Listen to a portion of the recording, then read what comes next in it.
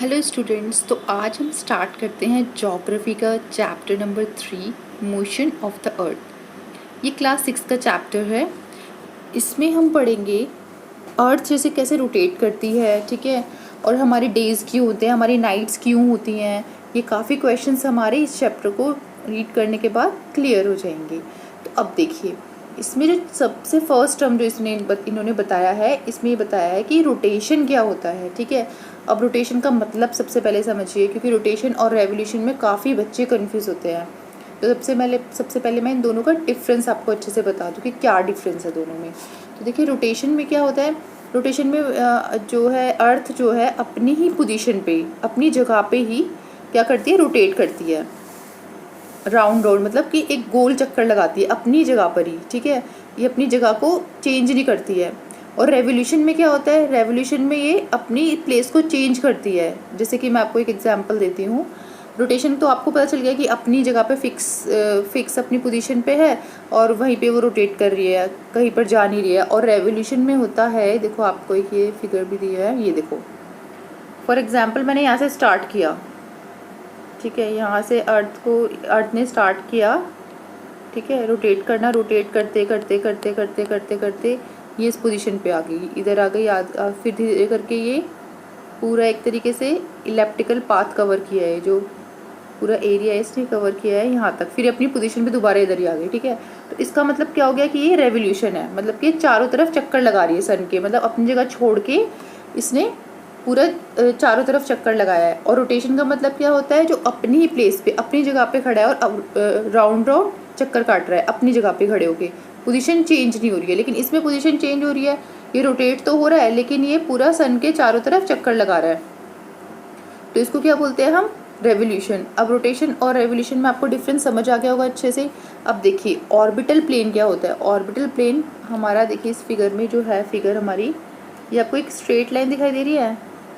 ये जो straight line है डॉट डॉट वाली, ये वाली, ठीक है, ये यहाँ से स्टार्ट है धीरे धीरे करके, ये यहाँ तक एंड है यहाँ तक, ठीक है। तो ये क्या है, हमारी ऑर्बिटल प्लेन। अब यहाँ पे देखो एक एंगल बन रहा है। ये एंगल इसलिए बन रहा है कि हमने, फॉर एग्जाम्पल, हमने इस जो अर्थ को थोड़ा सा टिल्ट किया, थोड़ा सा रोटेट किया, तो जो रोटेशन वाली जगह है वो कितनी हो गई, 66 हाफ डिग्री, ठीक है। और यहाँ पर ये आ गई 23 हाफ डिग्री। तो ये क्या हो गया, हमारा ऑर्बिटल प्लेन से थोड़ा मूव करके है, ठीक है। अब देखिए नेक्स्ट हमारा है टर्म सर्कल ऑफ इल्यूमिनेशन। अब देखिए सन की रेज आ रही है यहाँ पर, इस फिगर में देखिए सन की रेज आ रही है। अब जहाँ तक सन की रेज पड़ रही है वहाँ तो दिन है, ये येलो है, यानी कि ये हमारा दिन हो रहा है, ठीक है, डे हो रहा है। और जहाँ पे रेस नहीं पड़ रही, यानी कि पीछे की साइड, अब अर्थ में पीछे की साइड पे रेस कहाँ है, यहाँ पर तो रेस, कोई भी रेस नहीं है। तो यहाँ पर क्या हो गया, हमारा ये नाइट हो गया है, ठीक है। यहाँ पर हमारा डे है और यहाँ पर हमारा ये नाइट है। अब इसके बीच में जो लाइन दिख रही है आपको, ये स्ट्रेट लाइन, इसमें लिखा है सर्कल ऑफ इल्यूमिनेशन, जो बता रही है कि जो मतलब एक तरीके से दोनों को, नाइट को और डे को क्या कर रही है, डिफ्रेंशिएट कर रही है, डिफरेंस बता रही है लाइन, कि इस साइड में नाइट है हमारा और इस साइड में डे है। तो इसको क्या बोलते हैं हम, सर्कल ऑफ इल्यूमिनेशन।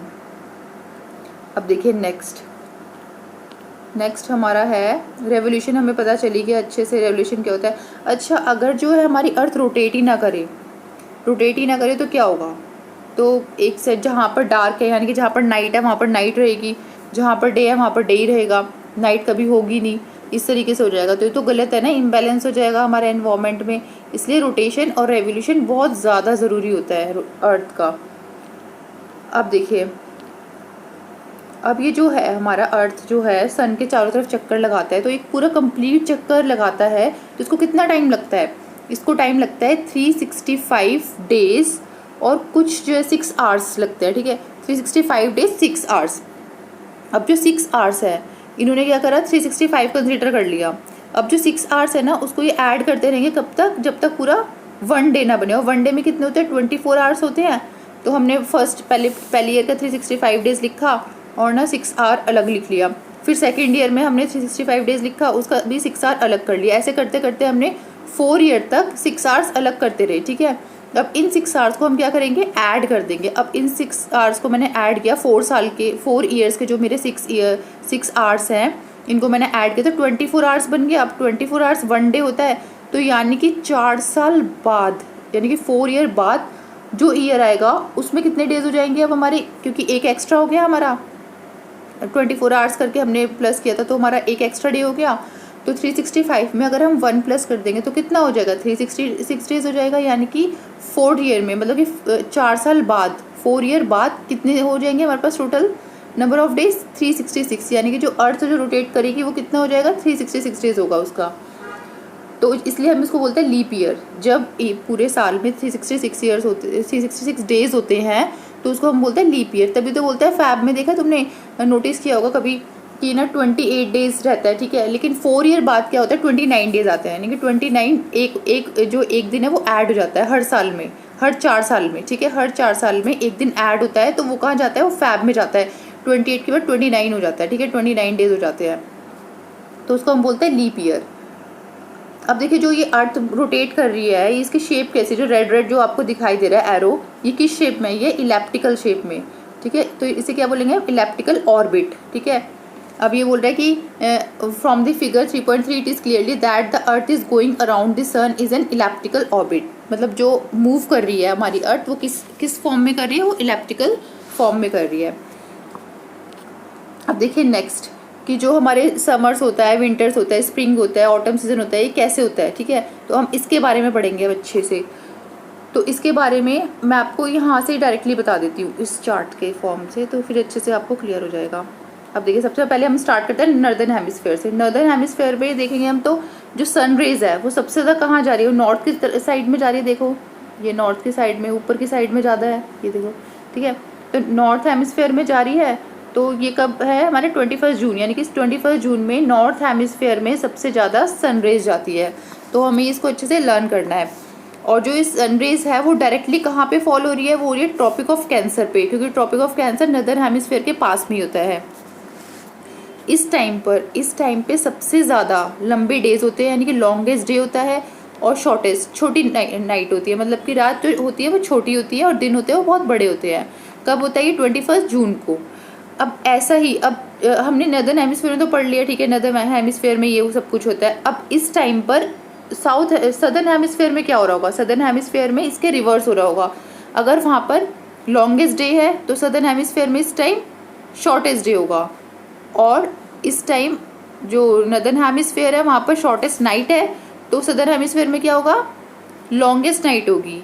तो इस पूरे जो हमने अभी रीड किया है पूरे अच्छे से मैंने इसको बताया है, तो इसको क्या बोलते हैं हम बोलते हैं समर सॉलिस्टिस, ठीक है। इसको हमें अच्छे से लर्न करना है कि 21 जून को समर सॉलिस्टिस होता है और नॉर्दर्न हेमिस्फेयर में सन की रेज आती है और डायरेक्टली कहाँ पर फॉल होती है, हमारी ट्रॉपिक ऑफ कैंसर पे, ठीक है, ट्रॉपिक ऑफ कैंसर पे हमारी होती है डायरेक्ट। अब देखिए नेक्स्ट आ जाइए आप 22 दिसंबर इसके ऑपोजिट में, ठीक है। अब देखिए इसमें क्या है, सनरेज कहाँ पर सबसे ज़्यादा आ रही है देखा जाए तो सदर्न हेमिस्फेयर में। अब सदर्न हेमिस्फेयर में आ रही है तो क्या होगा, ये डायरेक्टली कहाँ पर जा रही है ज़्यादा, मतलब जो मैक्सिमम रेज है डायरेक्ट वो कहाँ पे जा रही है, ट्रॉपिक ऑफ कैप्रिकॉर्न पे। समर सॉलिस्टिस के केस में कहाँ जा रही थी, ट्रॉपिक ऑफ कैंसर में, लेकिन यहाँ पर कहाँ जा रही है, ट्रॉपिक ऑफ कैप्रिकॉर्न में। और यहाँ पर जो है साउथ पोल थोड़ा टिल्ट हो रखा है, मतलब थोड़ा झुका हुआ है कहाँ पे, सन की साइड में, ठीक है। अब जो सन रेज है वो कहाँ पर डायरेक्टली फॉल होगी, वर्टिकली डायरेक्टली फॉल होगी, ठीक है, ट्रॉपिक ऑफ कैप्रिकॉर्न पे। अब इस टाइम पर जो it is the summer in the southern hemisphere with longer days. अब क्या होगा, जो समर होगी सदर्न हेमिस्फेयर में और लॉन्गर डेज होंगे और शॉर्टर नाइट होगी सदर्न हेमिस्फेयर में, और नॉर्दर्न हेमिस्फेयर में इसका ऑपोजिट हो जाएगा। तो क्या हो जाएगा, शॉर्ट डे होंगे और लॉन्ग नाइट्स होंगी, ठीक है। तो हम इस प्रोसेस को क्या बोलते हैं, इस प्रोसेस को हम बोलते हैं विंटर सॉलिस्टिस, ठीक है। ये विंटर सॉलिस्टिस लिखा हुआ है देखो 22 दिसंबर। अब आज ये जो 2 रह गए हमारे बचे हैं, ठीक है, यहाँ पर ये ऑटम और स्प्रिंग का हम यहाँ पर कंसेप्ट पढ़ेंगे अच्छे से। अब देखिए 21 मार्च, यानी कि ये वाला टाइम पीरियड 21 मार्च एंड यहाँ पर 23 सितंबर, ठीक है, 23 सितंबर। अब इस टाइम पे क्या होता है, इस टाइम पे जो रेज होती है ना सन की, वो डायरेक्टली इक्वेटर पे जाती है। यानी कि इक्वेटर क्या होता है, अर्थ को 2 पार्ट्स में डिवाइड करता है, तो डायरेक्टली कहाँ पर जा रही है, ये इक्वेटर पे जा रही है जितनी भी सन की रेज हो रही है। तो जो पूरा अर्थ होता है ना वो इक्वल डेज और इक्वल नाइट एक्सपीरियंस करता है। मतलब अगर जहाँ पे डे है तो पूरा एक तरीके से पूरे अर्थ पे डे होगा, अगर नाइट है तो पूरे अर्थ पे नाइट होगी, इस टाइप से। तो इसको क्या बोलते हैं? इक्विनॉक्स। ठीक है, इक्विनॉक्स क्यों बोलते हैं? क्योंकि यहाँ पर इक्वली डिस्ट्रीब्यूट हो रहा है डे भी और नाइट भी। अब देखिए, लेकिन थोड़ा इसमें थोड़ा सा डिफरेंट है दोनों में, 21 मार्च और 23 सितंबर वाले में। अब इसमें क्या होता है, 23 सितंबर वाले में जो ऑटम सीजन होता है ना नॉर्दर्न हेमिस्फेयर में, ऑटम सीजन का होता है इसका नॉर्दर्न हेमिस्फेयर में होता है, और स्प्रिंग सीजन का होता है सदर्न हेमिस्फेयर में। लेकिन 21 मार्च वाले में ऑपोजिट होता है। यहाँ पे जो है हमारा नॉर्दर्न हेमिस्फेयर में क्या है, स्प्रिंग, और सदर्न हेमिस्फेयर में क्या है हमारा, ऑटम।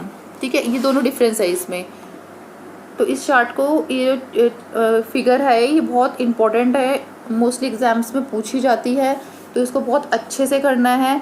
अब आई होप आपको अच्छे से समझ आ गया होगा, और आप इस चार्ट को अगर बना के अगर लर्न करें तो बहुत अच्छे से आप एक्सप्लेन कर सकते हैं इसे वर्ड्स में। आई होप आपको ये चैप्टर समझ आया होगा। Thank you.